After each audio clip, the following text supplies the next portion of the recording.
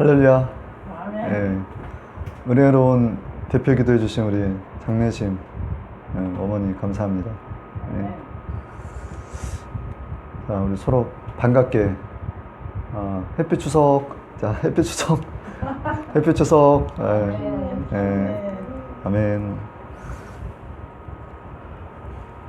9월 19일 주일 예배를 시작하도록 하겠습니다.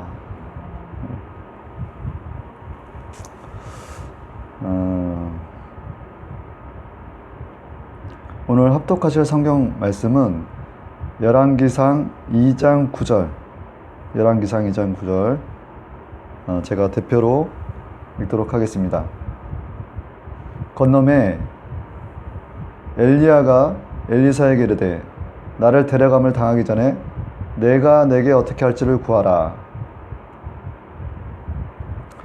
합독 읽은 본문을 근거로 엘리야의 영감이 갑절을 주소서라는 제목으로 은혜의 말씀을 나누도록 하겠습니다.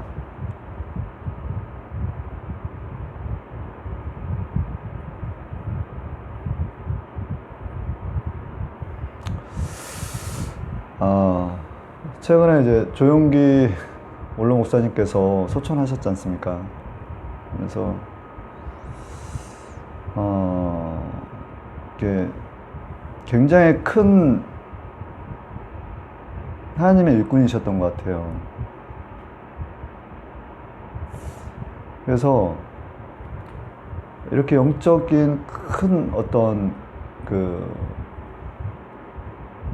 지도자로서 큰 별이 이렇게 하나님 품에 안기셨는데, 지금의 어떤 교회 현실을 바라보면서 앞으로 이제 그 원로 목사님이 계시지 않는 이후의 어떤 교회의 어떤 모습들을 생각을 해보니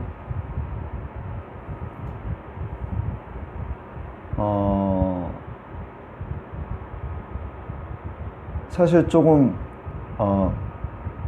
걱정이 좀 되는 마음이 좀 들었어요.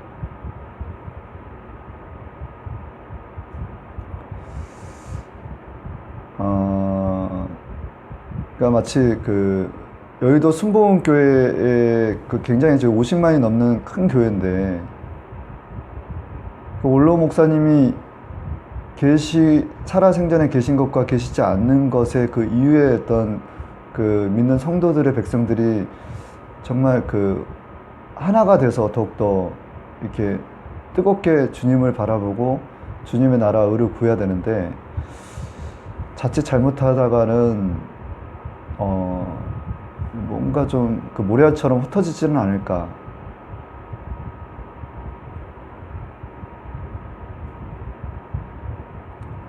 요즘 이렇게 여러 가지 코로나 이런 시기에 보면 이제 환경의 문제를 꼭 얘기할 건 아닌데, 뭔가 영성이 떨어지고 있어요, 지금 성도들이. 온라인 편한 예배를 지금 추구하면서 예배를 너무 쉽게 생각하고 있고, 예배를 너무 가볍게 드리고 있어요, 지금.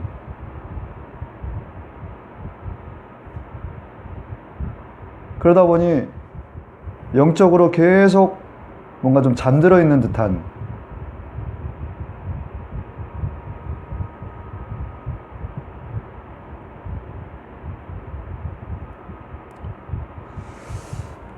그러나 이제 제가 먼저 말씀드렸던 것처럼 이런 시기를 뛰어넘어서 이제 극복해야 되지 않습니까? 이런 모든 어떤 교회의 어떤 현실의 문제를 뛰어넘는,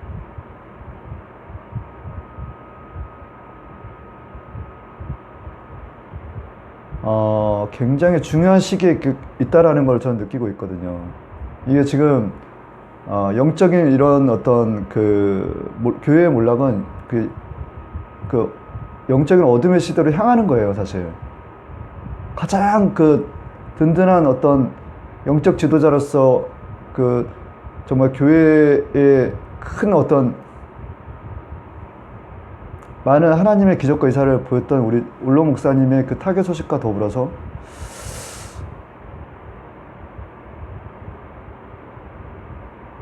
우리가 이제 앞으로 어떻게 나아가야 될지에 대해서 한번 좀 고민을 해보는 개인적인 시간이 있었습니다. 그래서 그 말씀을 묵상한 것들을 좀 전하고자 합니다.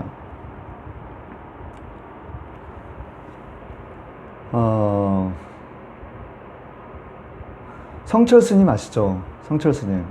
예, 성철 스님은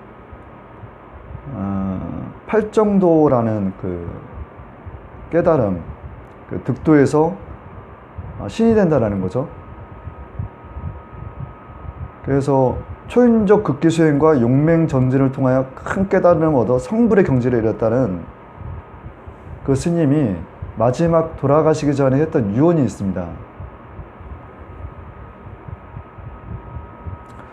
생평기광 남녀군하니 미천 제업 과수미라 활함 아비 한마단이여 일륜통 개벽산이로다. 내용을 풀어보면 한평생 남녀무리를 속여 미치게 했으니 그 제업이 하늘에 미쳐 수미산보다 크다. 산채로 지옥불에 떨어지니 그 한이 망갈래나 된다. 한 덩이 붉은 해가 푸른 산자락에 걸렸구나.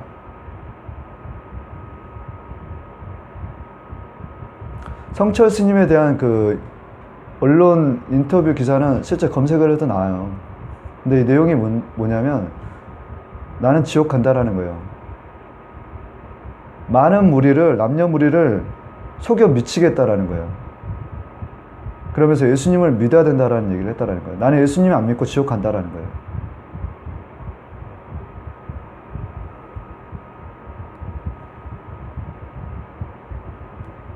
그러므로 표대인 대제사장 예수 그리스도, 우리 그리스도 예수님을 바라봐야 된다는 내용입니다. 첫 번째, 예수님께서 이 땅 가운데 하신 일이 무엇인지 전하고자 합니다.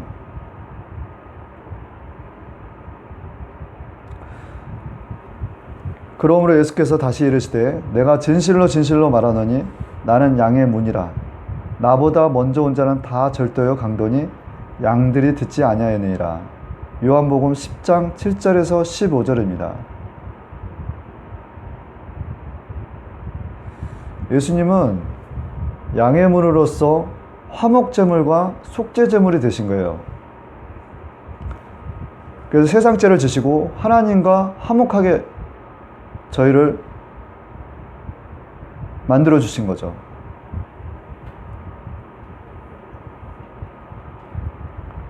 구약은 신약을 자세히 설명하기 위하여 기록된 책으로 구약에서 예수님과 똑같은 말을 찾으라면 아사셀 양이라 하는 것입니다.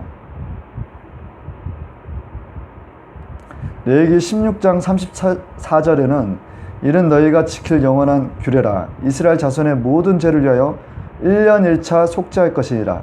아론이 야훼께서 모세에게 명하신 대로 행하니라. 대속제일 7월 11일은 오늘날 10월입니다. 대속제일은 이스라엘 민족이 가장 중요한 인물 대제사장을 가장 중요한 제사함을 위하여 가장 중요한 법궤가 있는 지성소에 들어가는 날이에요. 제사장은 이 나팔절을 통해서 하루 4번씩 지성소에 들어가 이스라엘 민족 전체를 위해 속죄제를 드렸습니다. 이 나팔절은 통곡절이라고 합니다. 또 대속죄절이라고도 해요. 아사셀이라는 원래 용어는 타락 천사 중에 가장 회개하기 싫어하는 죄를 좋아하는 천사였다라고 합니다. 이 아사셀 양 2마리를 제비 뽑아서 첫 번째 아사셀 양에게는 화목제물로 쓰이게끔 지성소에 들어갈 때 피해 제사를 드릴 수 있게끔 제사 제물로 사용하였고요. 두 번째 아사셀은 이스라엘 민족의 죄, 원죄와 자범죄를 전가하여 광야에서 죽게 하였다라는 것입니다. 여기서 아사셀 양을 통해서 얻을 수 있는 교훈이 있어요. 우리가 집안에 기르는 가축은 사실 가족과 같지 않습니까? 굉장히 소중하지 않겠어요? 근데 그 아사셀 양을 그 죽일 때 그것이 그러니까 내 죄 때문이다라고 했을 때 잡았을 때 죽였을 때 어떤 마음이 들까요? 아, 나로 인해서 이 양이 죽는구나. 내가 다시는 죄를 짓지 말아야 되겠다. 이런 마음이 들지 않을까요? 두 번째는 뭐냐면 우리의 죄를 우리의 원죄 우리는 아담의 후예이기 때문에 아담으로부터 받은 그 원죄가 있어요. 그리고 우리가 날마다 살면서 짓는 자범죄가 있죠. 이 죄를 전가한다라는 거예요. 전가. 우리의 죄를 전가시켜 광야 가운데서 짐승에게 잡혀 먹게끔 한다라는 거예요. 그 이스라엘 민족은 굉장히 하나님께 나가는 그 일련의 그 대속죄를 굉장히 중요하게 여겼다라는 겁니다. 자기 1년 동안 지은 모든 죄를 제 사함 받기를 원했던 거예요. 그래서 그 레위기에 정해진 그 제사법에 의해서 2마리의 양, 아사셀 양을 잡아서 지성소에 하나는 광야로 내보냈다라는 거죠.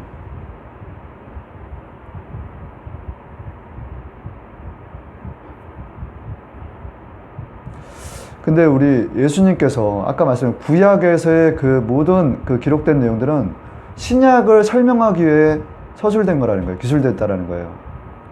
이 구약의 이 아사셀 양을 통해서 신약의 예수님을 바라볼 수 있는 거예요.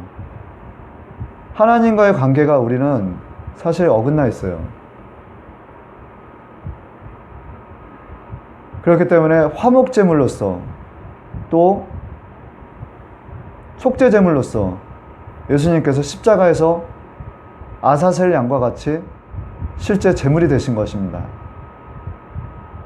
근데 아사셀 양도 그렇고 예수님도 그렇지만 사실 우리는 아담으로부터 나온 그 유전적인 죄가 있는 자들이지만 예수님은 누가복음의 1장 26절에서 36절에 보면 성령에 잉태하여 마리아에서 나신 거예요.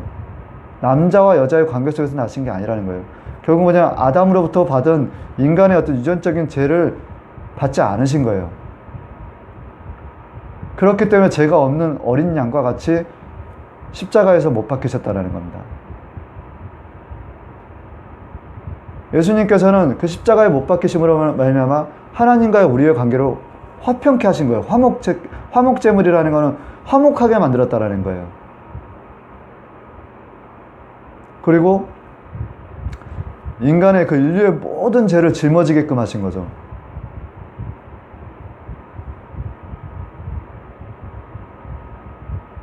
이 두 가지 이 첫 번째 아사셀 양과 두 번째 아사셀 양이 그 일을 한 번에 예수님께는 단번에 제사를 드려버리신 거예요.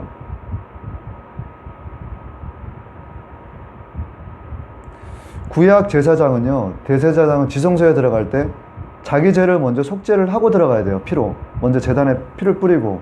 그렇지 않으면 지성소에 들어가면 죽어서 나왔다라는 거예요. 성경에는 죽어서 나왔다라는 기록은 없지만 죽어서 나온다라는 거예요. 그만큼 하나님의 그 임재가 가득한 그 지성소 법궤가 있는 곳은 향연으로 그 연기로 피우지 않고서는 감히 법궤를 만지거나 볼 수가 없다라는 거예요. 그만큼 거룩한 곳이었다라는 겁니다. 그런데 오늘날 우리는 하나님의 지성소격인 이 교회에 어떻게 지금 들어오니까?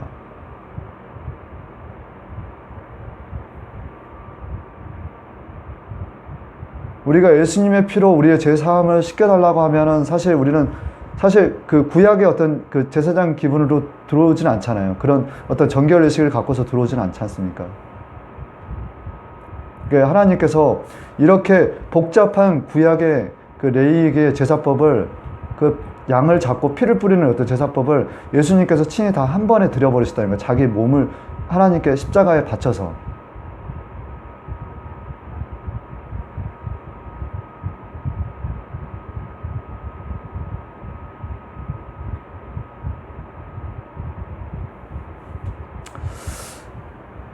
제가 이렇게 예수님이 하신 일에 대해서 조금 이렇게 구체적으로 하는 건 뭐냐면, 앞전에 이제 성철 스님이 막 자기 끼에 어떤 수련을 했단 말이에요. 진짜. 뭐, 잠을 이렇게 누워서 자질 않았대요. 한 8년 동안. 그리고 머무르던 곳에 철조망을 치고서 사람을 접근을 금지시켰다라는 거예요.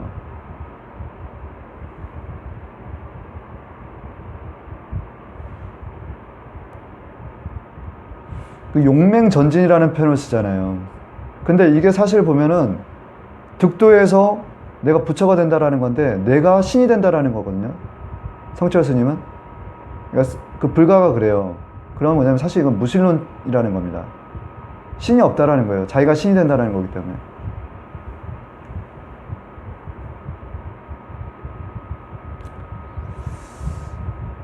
그래서 예수님께서는 내가 양의 문이다라는 거예요. 양. 하나님께 나로 말미암친 거는 아버지께 나아갈 자가 없다라는 거예요. 그래서 성철 스님이 얘기했던 게 뭐냐면 내가 남녀들을 미치겠다라는 거예요. 나는 지옥 간다라는 거예요.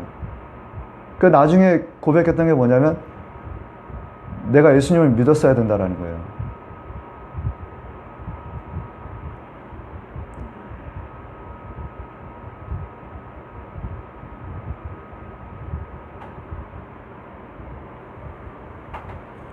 불교에서는 성불의 경지에 이르렀다는 사람이 한 얘기입니다, 이게.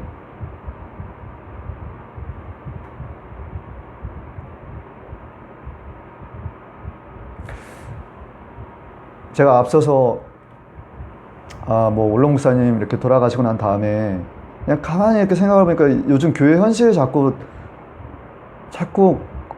떠오르는 거예요. 그러니까 사람들이 이제는 교회를 정말 하찮게 생각하는 시대에 살고 있구나. 뭐 코로나 때문을 뭐 이유로 될 수도 있어요.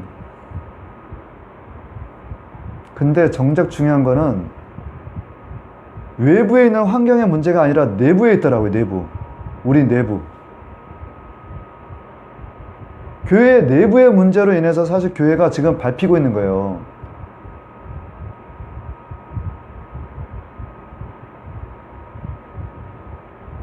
소금이 그 맛과 향기를 잃어버리면 버려져요. 그래 밟힌다고 그랬어요.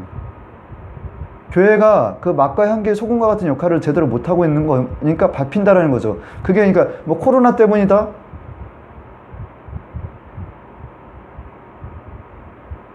사람들이 무당 쫓아다니는 사람도 굉장히 많습니다.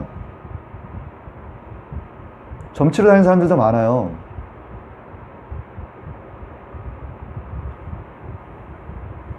그 교회를 하찮게 생각하는 거예요.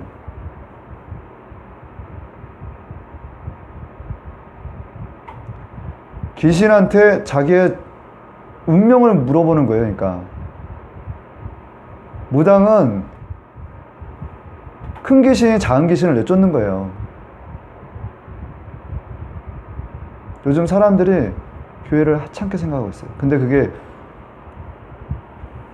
밖의 문제가 아니라 코로나 이런 문제가 아니라 우리 내부에 있다라는 거예요.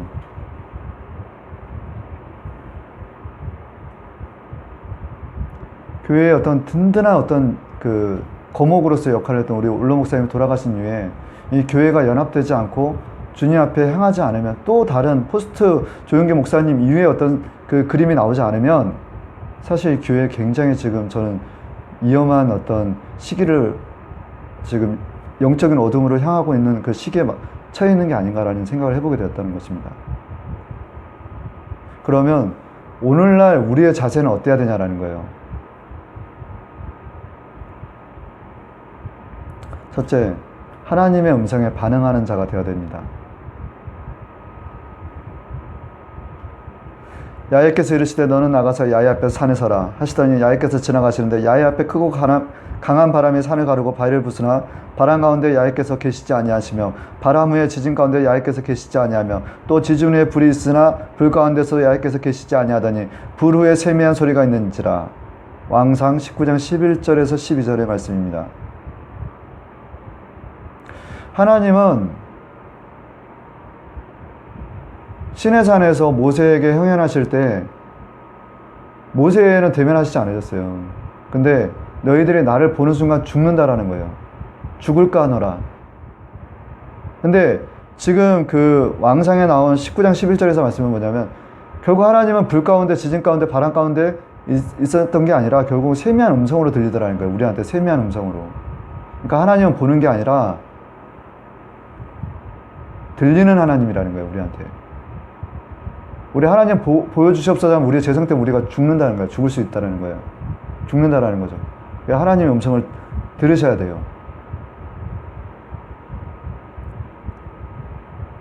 순종이 제사보다 낫고 듣는 것이 순양의 기름보다 나으니 이는 거역하는 것은 점치는 죄 같고 완고한 것은 사신 우상에게 절하는 죄와 같음이라. 사무엘상 15장 22절에서 23절의 말씀입니다. 이 말씀인 즉 뭐냐면 너희가 들었으면 듣는 것이 제사보다 낫고 하나님의 음성을 들으라는 거예요. 이렇게 막 와서 들을 줄 아는 자들이 돼야 된다는 거예요. 막 제사보다 낫다라는 거예요. 그리고 들었으면 뭐라고 하냐면 말씀하시는 게 순종이 제사보다 낫다는 거예요. 순종이. 죄송합니다. 듣는 것이 순양의 기름보다 낫고 순종이 제사보다 낫다는 거예요. 순양 잡아서 기름으로 이렇게 그 제사 드리는 것보다도 먼저 듣는 것이 낫고 순종이 제사보다 낫다는 거예요. 들었으면 순종하라는 얘기입니다. 하나님의 음성을. 그리고 두 번째는 제가 연이어서 이 내용에 우리의 자세에 대해서 말씀을 드릴게요. 삶이 거룩하고 정결해야 돼요. 사도행전 19장 13절에서 20절에 스게야의 7 아들이 귀신을 내쫓는 장면이 있어요. 귀신아 나가라 하니까 뭐냐면 내가 예수도 알고 바울도 아는데 너는 누구냐 하면서 그 스게야 7 아들 옷을 다 벗겨버려요. 그리고 올라타버리는 거예요. 아마 도망가더라는 거죠. 우리 삶이 정결하고 거룩하지 않으면 귀신아 나가라 라고 라고 해서 나가는 게 아니라는 거예요. 제가 예를 들어서 제 삶이 거룩하지가 않아요. 정결하지가 않아요. 그리고 이 자리에서 귀신 내쫓는다고 해서 귀신 나가겠습니까? 비웃지 않겠어요? 질병아 나을지어다 라고 해서 낫겠어요?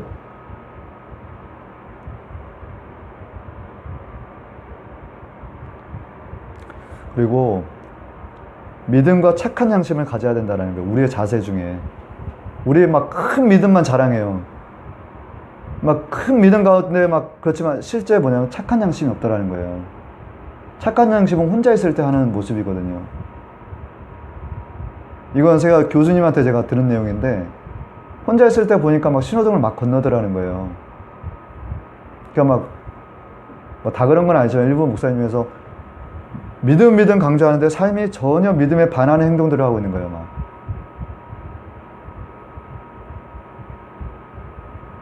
어떻게 해서 그런 삶을 살면 어떻게 선한 싸움을 하겠습니까? 믿음의 선한 싸움을 하겠어요.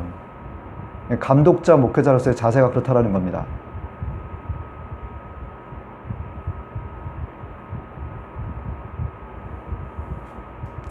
세 번째는 하나님의 공의에 대해서 정확히 아셔야 된다는 거예요. 예전에 그 밀량이라는 영화가 있었죠. 그 밀량에 나오는 그 밀양의 이 영화의 그 여주인공이 자녀를 잃어버려요. 제 기억으로는 딸이었던 것 같은데 딸이 죽죠. 살인을 당해요. 근데 죄수를 이제 감옥에 있는데 만나러 가는 거예요. 이 여주인공 전도연이. 왜냐하면 이분은 예수님을 믿거든요. 그래서 목사님의 그 은혜, 설교의 은혜를 받아서 그래서 내 원수도 사랑하라는 말에 가서 용서를 구하는 장면이 있어요. 근데 그 죄수가 했던 얘기가 뭐냐면, 그 죄인이 했던 얘기가 뭐냐면, 성경책을 딱 끼고서 하는 얘기가, 제가 예수님을 믿고서 저의 죄가 다 용서받았다는 얘기를 하는 거예요. 그 전도연 그 여주인공은 아주 황당한 표정을 짓습니다. 내가 당신을 용서하지 않았는데, 난 당신이 원수인데 내가 용서할 마음을 하는데 본인이 먼저 자기는 다 예수님께 다 제 용서를 받았다라는 거예요. 자기 딸을 죽인 그 죄인이. 그러면서 그 전도연이 나와서 굉장히 방황하며 자기 정체성을 잃어버리는 장면이 나와요.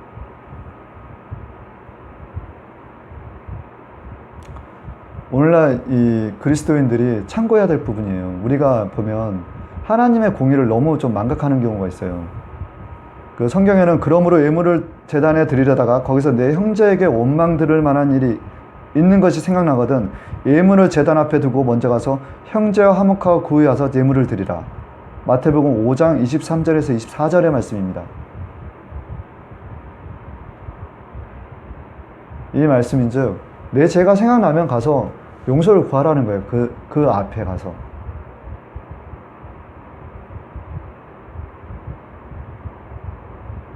용서를 했는데 용서를 받지 않는 것까지는 그거는 용서를 받으면 좋은데 용서 받지 않는 것까지는 그건 뭐라고 할 수가 없는 거예요. 그렇지만 먼저 내 죄가 생각나거든 예물을 하나님께 드리기 전에 먼저 가서 내가 잘못했던 것을 인정하라는 거예요.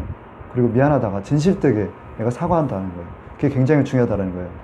요즘 크리스찬들이 보면 교회 오면 뭐 밖에서 막 뭔 짓을 하고 다니는지 모르지만 와서는 그냥 다 제사함 받았대.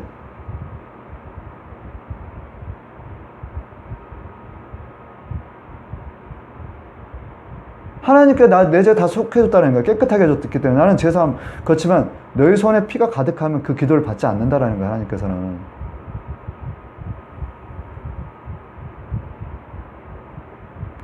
제가 왜 이렇게 우리의 자세와 하나님의 공의를 얘기하며 이렇게 얘기하냐라는 거는 우리 교회가 바로 서야 된다는 거예요.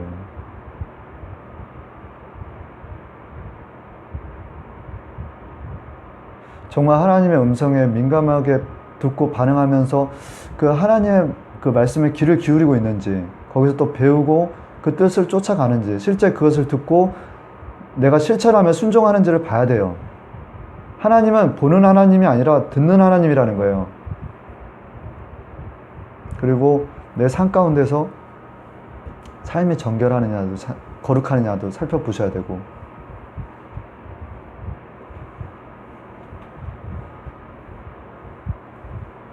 이거는 주의 종이나 또 성도들이나 다 해당되는 내용이에요. 저에게 해당되는 내용이고 여러분에게도 해당되는 내용이에요.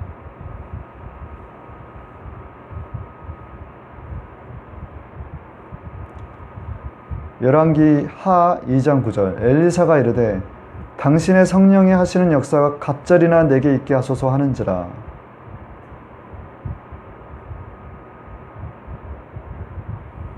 영적으로 타락해가는 이 시대에 모세의 권위를 내세우기보다도 오늘날 주의 종들은 자신들을 먼저 살펴보아야 합니다.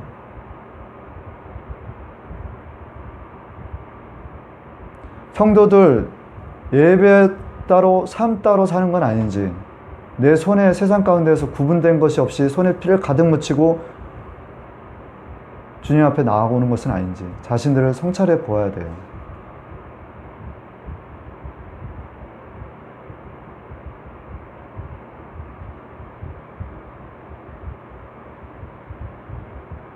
다시 회복되기를 원합니다. 교회가 먼저 회개하게 하옵소서. 교회의 부흥의 문제를 가지고서 외부의 탓으로 돌려서는 안 돼요.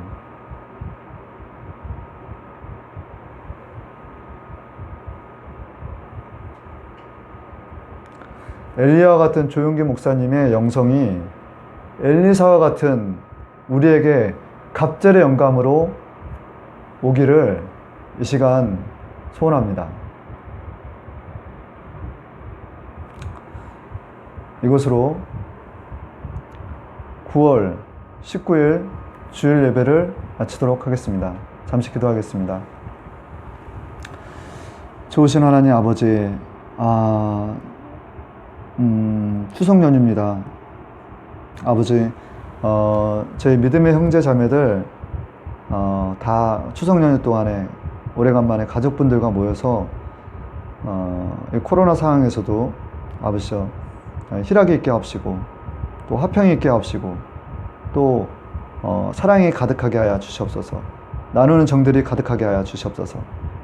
또한 아버지 하나님이시여 우리 올로 목사님, 조용기 목사님을 아버지 저 하늘나라에 보냈는데 아버지 저 하늘 그 나라 이후에서 아버지 좀 천국 전치를 하고 계신 줄 믿습니다. 아버지 남아있는 자들, 주님의 백성들 아버지 믿음으로 화합하게 하옵시고 아버지 제2의 조영기 올로 목사님과 같은 귀한 영성을 가진 분이 아버지 그 엘리야에게 임했던 그 영감이 엘리사에 임했던 것처럼 아버지 이 무너져가는 이 교회를 다시 수축하는 귀한 역사 있게 하여 주셨기를 원합니다.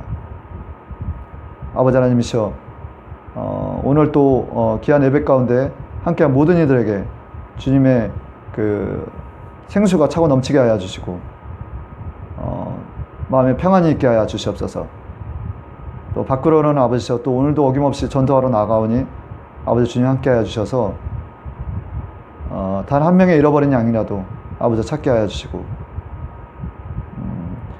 이 마지막 때에 주님을 기쁘시게 하는 귀한 교회로서 운서 승동교회 저와 함께하는 가족 모두 또 유튜브 독자들 사용되기를 원합니다.